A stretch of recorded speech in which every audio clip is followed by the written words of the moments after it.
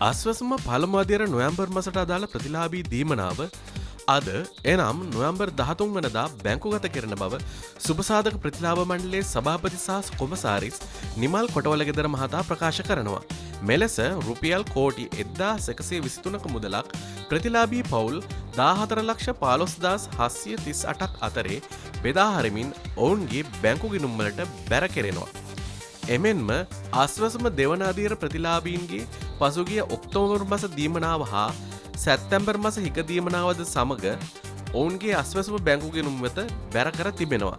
ඒ අනුව ප්‍රතිලාභී පවුල් 2,26,951ක් අතරේ බෙදා හරින ලද මුළු මුදල් ප්‍රමාණය රුපියල් කෝටි 1964ක් වන බවද සුබසාධක ප්‍රතිලාභ මණ්ඩලයේ සභාපති සහ කොමසාරිස් නිමල් කොටවලගෙදර වැඩිදුරටත් සඳහන් කරනවා.